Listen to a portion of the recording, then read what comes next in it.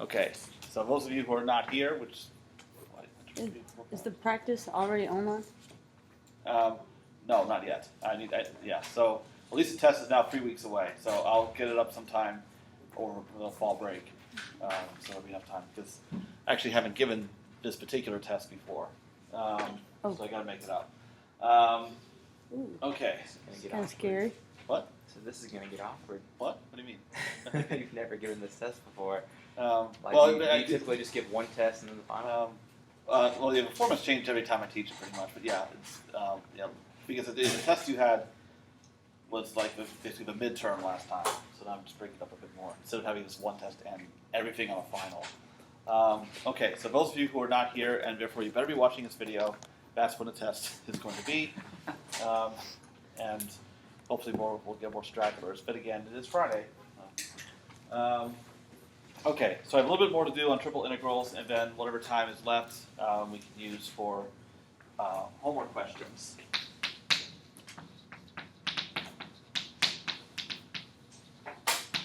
So there's a couple more examples we'll work through. So this one would be a volume problem. A solid that I'll call E. So when it's volume, that means your integrand is just going to be 1. So at least it'll start out with something simple, and then it'll just get heinous later. The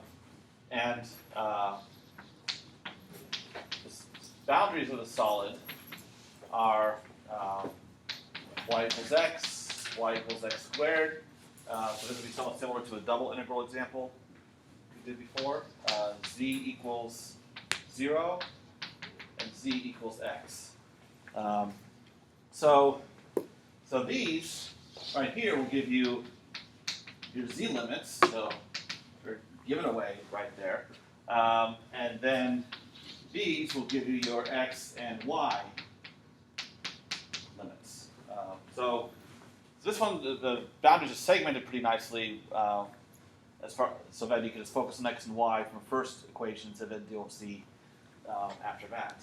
So then,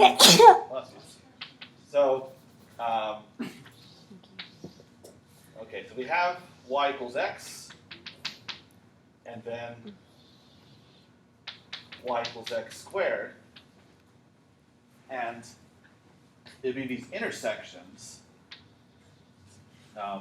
that dictate what the x and y limits would be, or at least the x limits. So the volume, which I'll call v, we can go ahead and use, 1 is our integrand, so z will be our innermost integral, then y, then x. So for our outermost integral, we have our constant limits in x. So from the picture, a solid is contained between these curves, but this is three-dimensional space, so really it's these surfaces, plane y equals x, and this curved surface y equals x squared. What are the x limits then? Based on 0 and the square root of 1? which is 1. Okay, so 0 to 1 are limits in x, okay? And what about the limits in y? From X to x squared? Yeah, so lesser value x squared, because x squared is less between 0 and 1. And then x, the larger value, is the upper limit. Okay, and then here we have 0 and x 0 to be the limits in z. So at least now the integral is all set up, and now we can start evaluating it. Now at least the innermost integral is easy. So just remember, you're integrating 1. The integral is just the difference of the limits. So the first integral can be knocked out right away. So don't go through the whole laborious process of, okay, the antiderivative of 1 is z, and then you plug in the limits. Time waster. It's just the difference of the limits. So in this case, now you would have x dy dx after the innermost integral is taken care of. Questions up to this point? Before we integrate it further, what simplification can we make? yeah, we can move it out here. So then Therefore, we're integrating 1 again. So it's just a difference. Yeah. So so now we have from 0 to 1. So the x is moved out here, and then we have x squared to x, and there's an implied 1 there, dy dx. So now it's the difference of the limits again. So we have x times this difference, x minus x squared. Okay. Now, what's your next algebraic move? Factor out another x. No. Multiply through. Expand it, because that way you can use the power rule on each term. So now you're back to not only a Cal 2 problem, but one of the simpler ones. So then we get cubed over 3 minus 4 over 4 with limits 0 and 1. And then you just go ahead, well, from 0 you're not going to get anything. So your final answer turns out to be 112.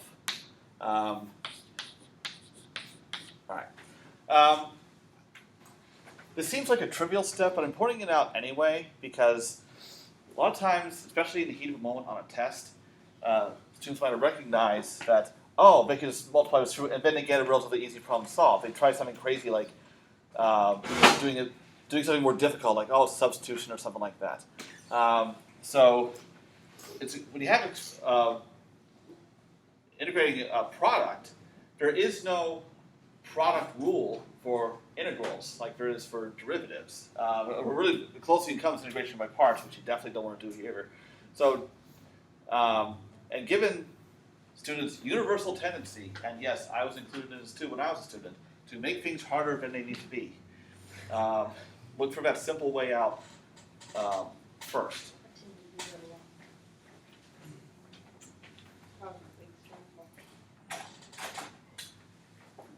And yes, it really is a universal tendency. Okay. So any questions about this one? Can it all be that easy? Well, admittedly, I do need to be careful on a test because if I'm going to give a 50-minute test, I don't want an integral that's going to take 30 minutes. Unless that'll be like the only problem. So, okay. In other words, I will not reject your suggestion out of hand. Okay. Well, besides, I'm not really as interested in using a test to check whether you guys still know the power rule for integration. That's a Cal 2 skill. I'm more interested in, for instance, setup. Sometimes in this class we give problems where it really is about setting up the integral and then don't evaluate it because that really, again, that's really a Cal 2 thing. It's the true multivariableness that's captured in just trying to find the right limits. So is that mainly what our test might be? We just setting it up? It's very likely that I'll give at least some problems like that, or I may give a mix. So then, remember the warning I gave in the last test? Read the dang directions. It's really even more important this time because what if you give an integral and it's like I tell you, do not evaluate it. I'll make it really bold with stars if it'll help. And no, that doesn't always work either. But so you're not wasting time. Now, this next one is more interesting in terms of the setup. Okay, so the triple integral we have now, it's not a volume problem, so the integrand is x over a solid E, and E is bounded by a paraboloid. X is equal to 4y squared plus 4z squared. And the plane, x is equal to 4. And that's it. That describes the entire solid. Now, this is a rather strange one. A paraboloid like this we've seen functions like this a couple times, but not exactly like this, where we have z is equal to like x squared plus y squared. But because x is now the dependent variable and y and z are the inputs, it's still a paraboloid, but it's oriented in a different way. So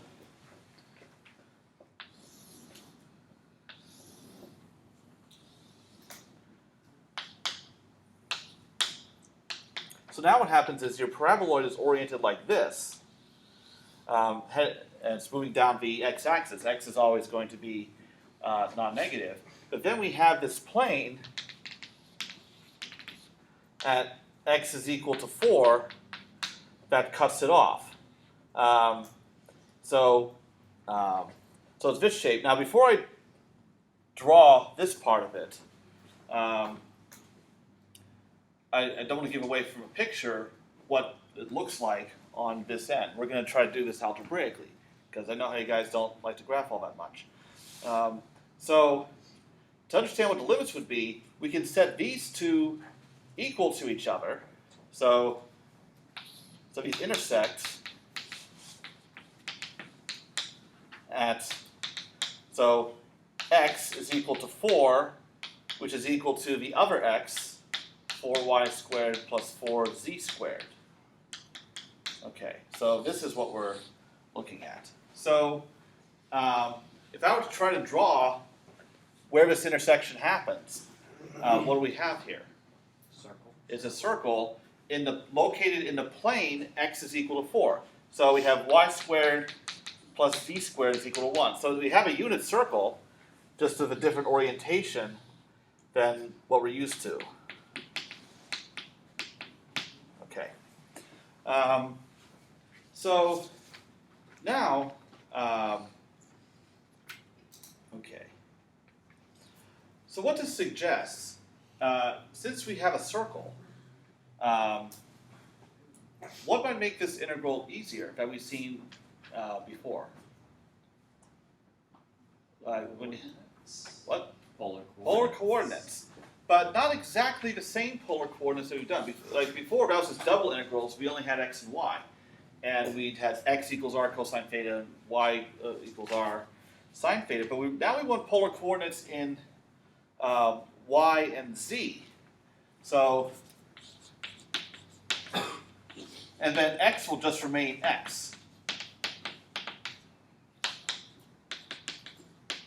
So now we have, we can let y equal to r cosine theta and z equal r sine theta. Now I could have really gone either way. The reason I chose this is if, based on the perspective that we have here, like with the y-axis going in this direction and z going up, it's like z is playing the role that y normally plays, and y is playing the role that x normally plays. So that's why I have y be the cosine and z be the sine. Okay, so now for limits, we want inequalities for x and then r and theta. Okay, so based on the boundaries that we have here and from the picture, what should the limits in x be?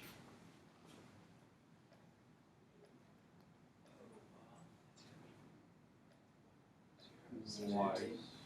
Well, 0 we start out with because this is always going to be non-negative. So paraboloid starts here. Where does it end?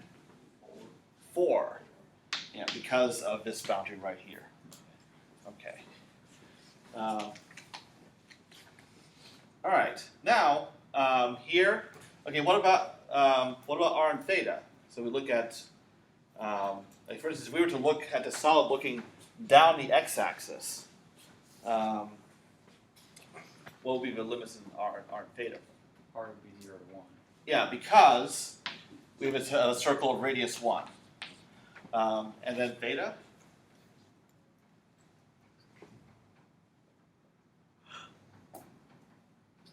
0 to 2 pi. Yeah, because we're going all the way around. So if there are a lot of cases, like examples we've seen where we're just covering a half circle or a quarter circle, and then you have the appropriate limits on theta. But if you're going all the way around, there's no such restriction. It's going to be 0 to 2 pi. What tells us that it's going all the way around? Because the entire circle is included. Like for instance, if I had made a additional boundary, like say z equals 0, that would have cut off the lower half, and then I'd go from 0 to pi. So, so any boundaries that are specified, they're meant to limit the values of x, y, z, or r, and theta that you have. Okay, so any questions about where these limits come from?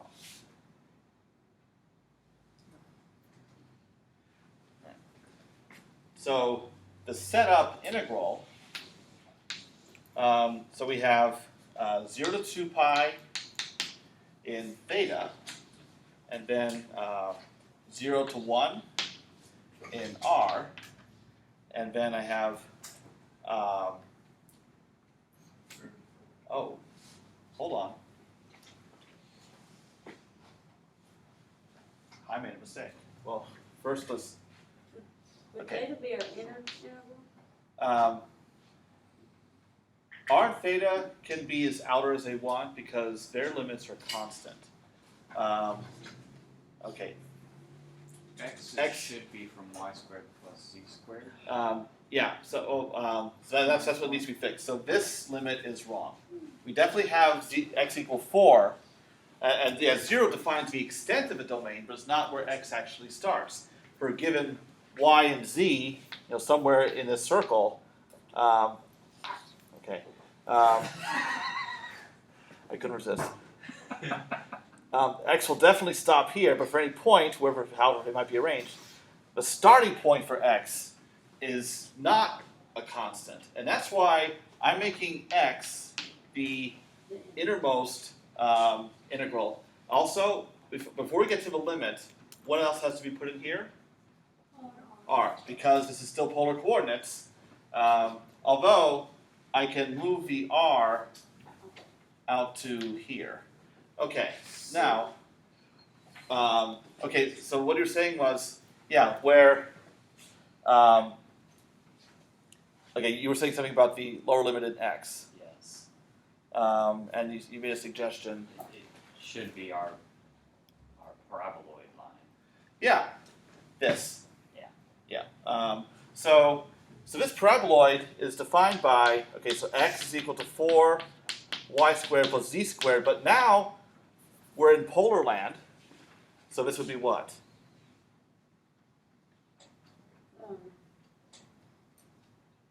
R cosine theta squared. Well, shortcut. R squared. Yeah. So yeah, your substitution would have gotten to that, but yeah. So this is one of those things to keep in mind for your whatever variables you're expressing in polar coordinates, like usually x and y, but not y and z. Some squares is just r squared. Okay. So and we still have a 4. So yes, 4r squared. So 4r squared is a lower limit, so this is the paraboloid. And then 4, x equals 4 is the upper limit. Okay. Yeah. I looked at my notes, it's like, oops. So at least past me knew what he was doing. Okay, so 4r squared. Okay. Yeah, because when you have constant limits all the way around, like in x, y, and z, you're just integrating over a box. But in this case, because of the unusual surface here, that's what tells you, like, as y and z change, or therefore r and theta change, there's a different x as a starting point. So if you have all constant limits, that's a rectangle in 2 dimensions or a box in 3 dimensions. If that's not what you're supposed to be integrating over, your limits are wrong. Okay, so any questions about this one? About the setup, anyway. Oh, before I forget.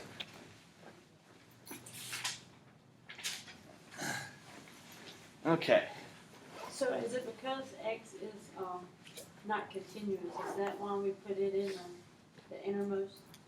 Oh, well, it's because it's because the limits for x are going to depend on the other variables. Now, as long as limits only depend on r. So as long as I handle x before r, that's all that matters. Theta can go anywhere in this mess. So if one variable's limits depend on another, then the one that's dependent has to go first. Okay, so now, maybe getting this on screen. Okay, yeah. Okay, so now that this integral is finally set up, we can evaluate it.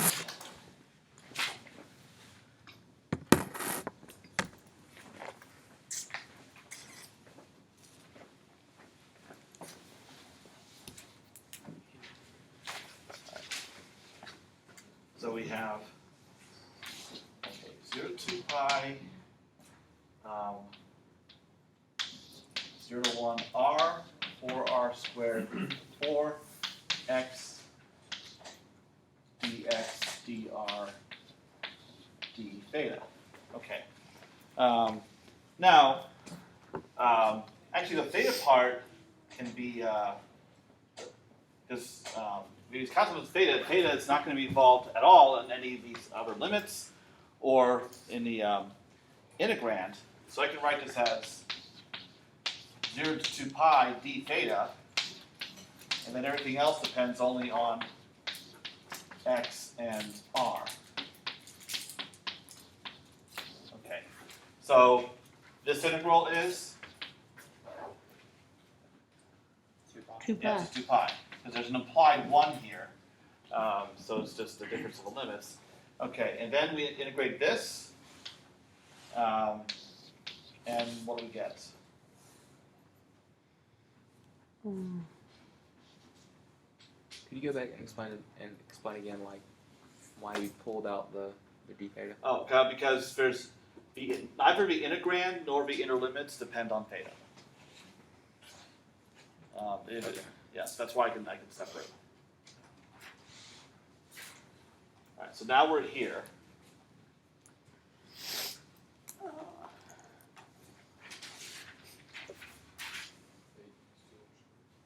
Yeah, so I sort of 2 with limits 4r squared and 4 dr.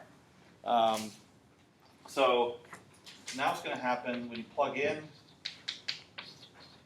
these limits, so you're going to get for 16 over 2, so 8, minus, and when you plug in 4r squared, so that's going to give you 16. 16r to the 4th over 2, so 8r to the 4th dr.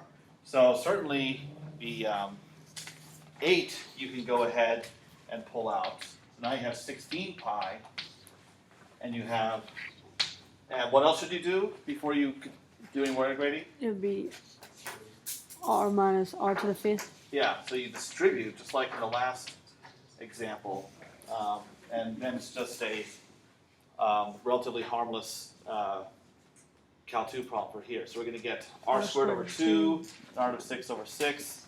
So this whole integral turns out to be 1/3, so 1/2 minus 1/6. So 16 pi over 3 is the final result. Okay. Any You do that questions? so fast. What? You do that so fast. Well, I've only had about a zillion years more practice. Okay. Are there any questions about any step of this? Well, I'm actually tempted glossing over this because it's Cal 2 at this point, and I don't want to spend time on it, but that's what the notes are for. It doesn't mean I can do all these in my head. Well, okay, about half the time I can, but still. Okay. All right, any questions about this one, especially the setup? All right. That's the hardest part. Unfortunately, yeah, because at least once it is set up, and That part too. it's very mechanical after that point. You carry it into differentiation using whatever rule, plug in limits, move on to the next until it's all gone. Limits is not as clear cut what to do. So that's why I'm trying to fit as many examples as I can to get an idea, some guidelines as to how to proceed. And you can see certain similarities among them. But okay, now, does anyone have homework questions that I told you to bring a few times? You had one. And number 8 or number 9? It was number 8. Number 8. Okay. Dang it. What I should have done was had my laptop up and running beforehand. He's got it for you. Okay. All right. Well, while I'm doing this one, I'm gonna get that going anyway. Although, trust me nuts that if you let your session go for too long, unlike things like WebAssign, it doesn't make it as easy to get back in. It's pretty annoying. Okay. All right. So this is 2, number 9. Okay. Mhm. Oh, no, number 8. Okay. All right. So volume of a cylinder, x squared plus y squared equals 1, bounded by the plane z equals 0, bounded below, and z equals 21 plus x plus y. Okay. All right. Yep. Okay. Now, it's rather interesting that they should give. Okay, it's entirely my fault because 2 years ago I picked this out. Because it would be fine if you decided for x and y to use polar coordinates, even though that's actually not this section. Now, okay, so what we have is, well, okay.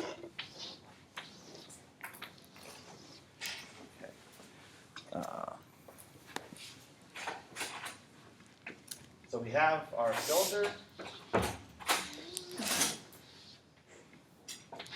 and then it's cut off at z equals 0. That's one plane. And then you have another plane that's cutting through it. Z is equal to 21 plus x plus y. Okay. Now, okay. So now what you can do is, okay. If we look at this from above, just in the xy plane, it's often a good idea to do that. In that case, you just have, whoa, never mind. You guys use my bad drawings. X plus y squared equals 1. Now, if you were doing this in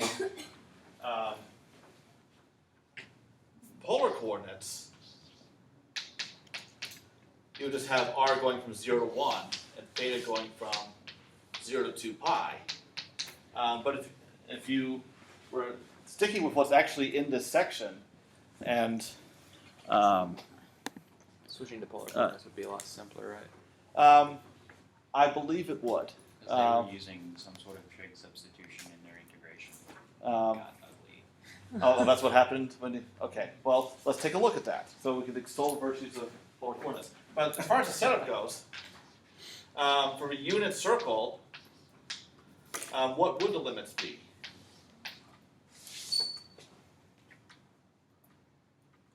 So we just have a circle, center of the origin, radius 1. 0 to 1 and 0. No, 0 to 1 and 0 to Not 0 to 1. not 0 to 1. Maybe the Minus 1 to 1, yeah. It's covering the whole circle. Okay, and then the y? Same. Oh. Is the whole circle? Yes. That's the extent, but we actually have to use this equation. So like for instance for this the square root of Square root 1. of 1 minus 6 squared. Yes, for the top and then for the bottom. Minus that. Yeah. Okay. So that's how you do it in Cartesian coordinates. Okay, so we'll look at both setups.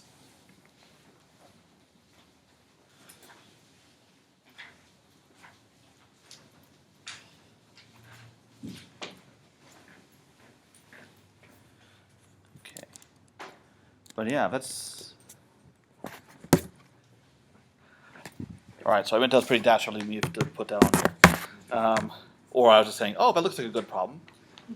Not knowing what really wasn't involved. Okay, so in Cartesian coordinates.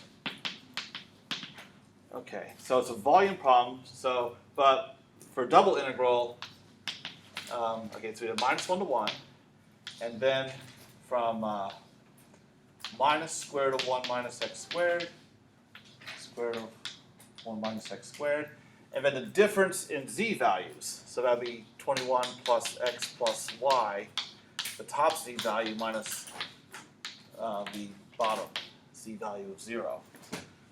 Okay. Now,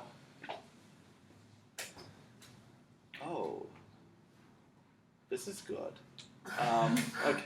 Now, there's one thing you can do that we'll see if any of you caught this. It's not as hard as you might think. In fact, looks like you can do this without actually performing a trig substitution. Because, so one thing is, and it should be, this is something I was taught in Cal too, and I haven't used it in this class yet, but you need to be prepared to use it. If f is an odd function, in other words, f of minus x is equal to minus f of x, so negating x also negates y. And it's called odd because odd powers of x fall into this category. And therefore sin x, which is a Taylor series of odd powers of x, also does. Then the integral over a symmetric interval of any kind, so limits being negatives of each other, is what? Does anyone remember? It's 0. And if it's an even function, so even powers of x, cosine, so negating x does nothing. You still have to evaluate the integral, but one thing that helps a little bit is you can just express it as the integral from 0 to a, and then you double it. And I would actually recommend doing that when the situation comes up because you can cut down on sign mistakes. When you have negative limits like that and you have minuses anyway, you're just begging for a sign mistake. Okay, now what happens here, we're integrating with respect to y. So any odd function with respect to y, we can just toss it out because our limits, well actually all our limits are symmetric.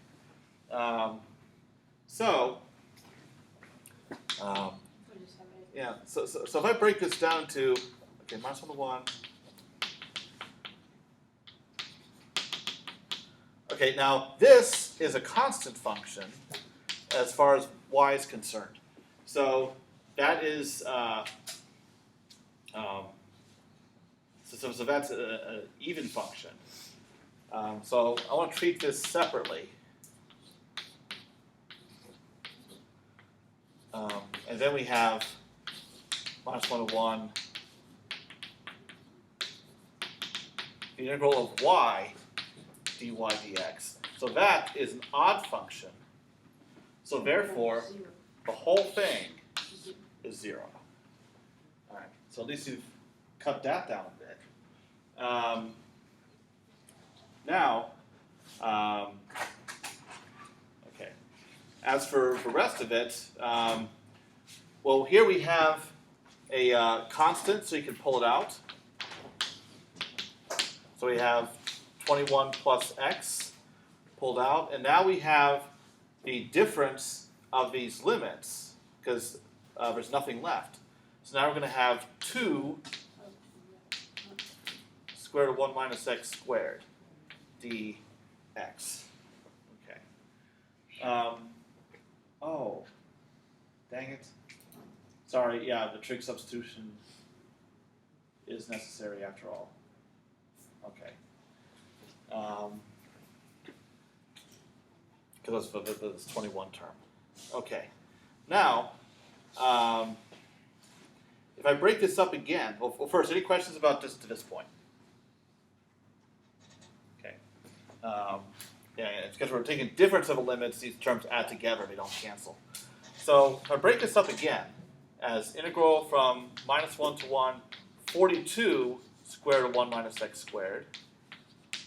And then we have 2 integral from minus 1 to 1 of x square root of 1 minus x squared. Now, on one hand, this integral is somewhat more manageable because you could use a u substitution, but you don't even need to do that. This function is even, x is odd. An odd function times an even function is an odd function. I'm 0. Yes, the whole thing, again, is 0. So what's left is this. Okay. So, now, yeah, granted, that one actually would be a pain. If you were to, because square root of 1 minus x squared is one that requires a u substitution. If you're just to leave it in Cartesian coordinates. Now,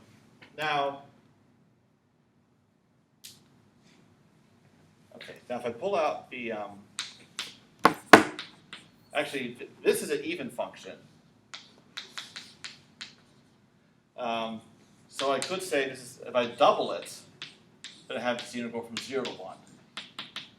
So at least I don't have these, again, to protect yourself against sign mistakes.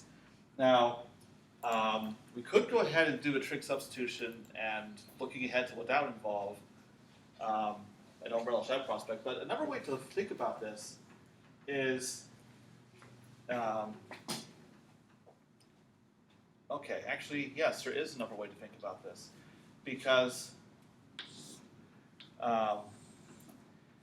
if you think of this as a y value from a unit circle, which we were dealing with anyway.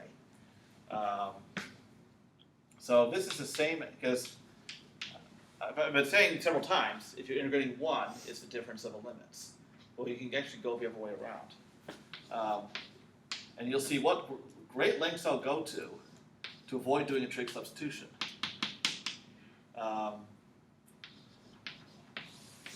So I could take an expression like this and write it as the integral of 1 dy from here to here.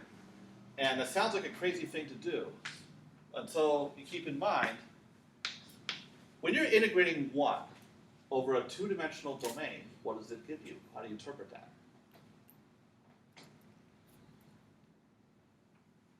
We were integrating 1 earlier in 3 dimensions, now it's volume. So what would this be? Area. Okay. So, this is the area of something. What is it the area of?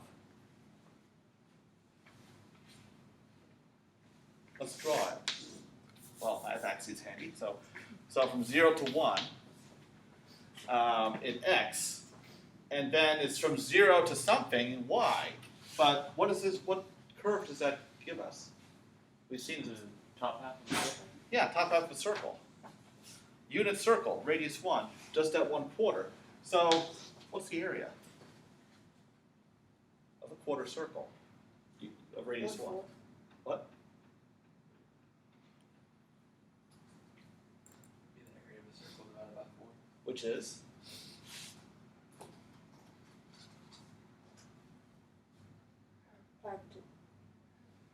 Close. 4. Yeah, because pi r squared, so the area of a whole circle will be pi. So it'll be pi over 4. It's 21. Okay. All right. Still kind of painful altogether. Let's look at polar coordinates. Back to here, be a whole circle.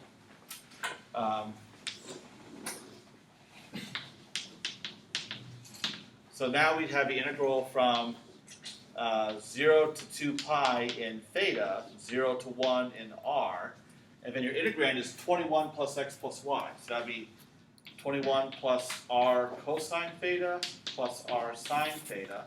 That's x and that's y. All of that times r dr d theta. Okay. So in retrospect, yes, this would have been easier because I was able to get out of doing that without using a trig substitution, but with a lot of trickery. These are tricks that I feel I want to tell you because they're good to know. They can definitely save you a lot of time. Because a lot of times it can help to work backwards. You're accustomed to, okay, if you're doing an integral to get area, but you can think of something as the area to evaluate an integral. So once we distribute this r through here, because you have functions of r times functions of theta, each individual integral is going to be relatively easy. Okay, so I can break this up. If I consider each term separately, so we have 21 integral of r dr d theta for this part, and then you have r squared cosine. So I have cosine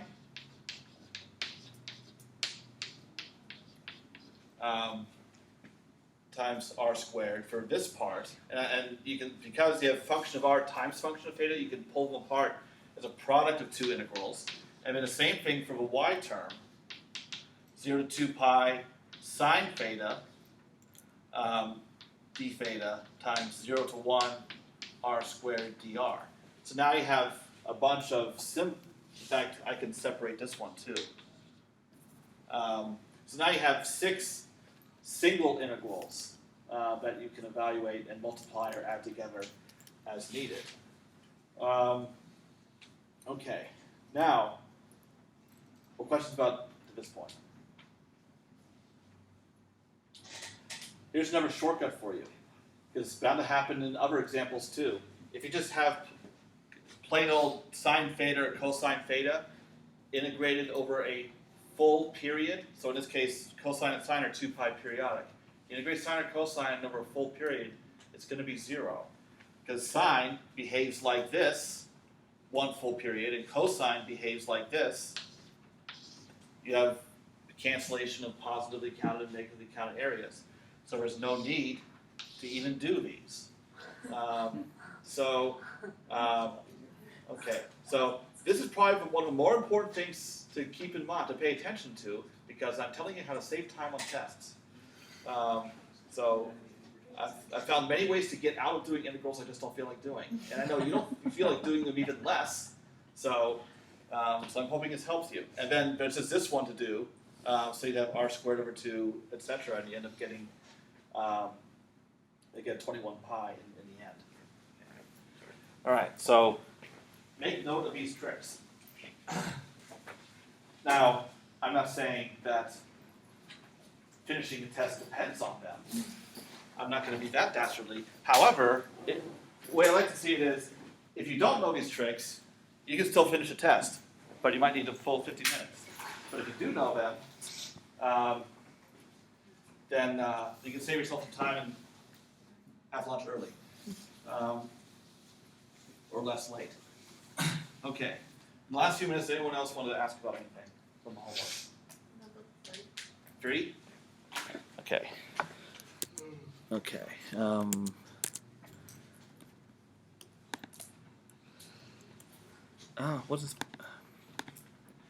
What is this thing doing? Okay. I got one for the. Okay. Okay, I got it.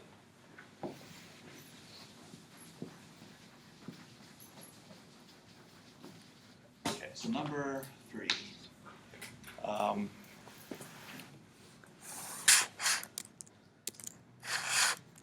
Okay, x squared y, and R is quadrants 1 and 4. That's weird. Okay, so in the right half plane, bounded by semicircle of radius 4. Okay, so here, yeah, there's a lot of verbiage in their part. So radius 4. So this semicircle, so this is quadrant 1, and this is quadrant 4. I would also recommend polar coordinates for this, but if you didn't have that, so the limits, so what should the limits be like you start with x? 0 to 4. Yeah, 0 to 4. And then for y, it's going to be similar to the last example.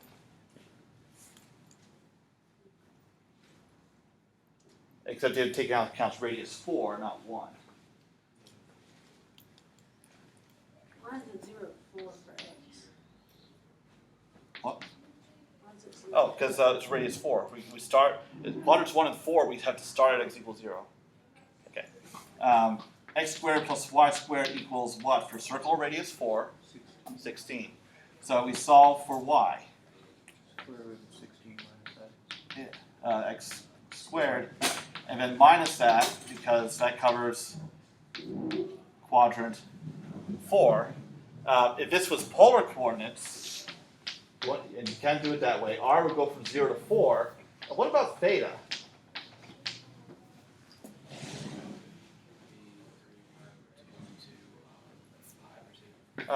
Except that's not consecutive. But you could always do minus pi over 2. Pi over 2. Yeah, so if you're in danger of going backwards, you just add 2 pi where needed. Yeah, so this would cover your right half plane. Okay, but then what would happen is similar tricks as before. When you so you write this as 0 to 4, 16 minus x squared to 16 minus x squared. X squared gets pulled out. Y dy dx. What's going to happen to that? Your inner interval is going to be 0, Yeah. which makes everything 0. Yeah. Okay. Probably give away enough answers. But yeah. So we can do the same thing that we was looking at with this one, since it's an odd, it turns to 0, right? So basically, just make everything polar coordinates, and your line is going to be easy. Well, actually, not this time. It's easier using the y, Because it gets benefit from the oddness of it. But yeah, in many other cases, yeah, like I would say, after everything from previous example, yes, I would agree with that one. Polar coordinates would have been better. Yeah, unless you can exploit oddness. Okay.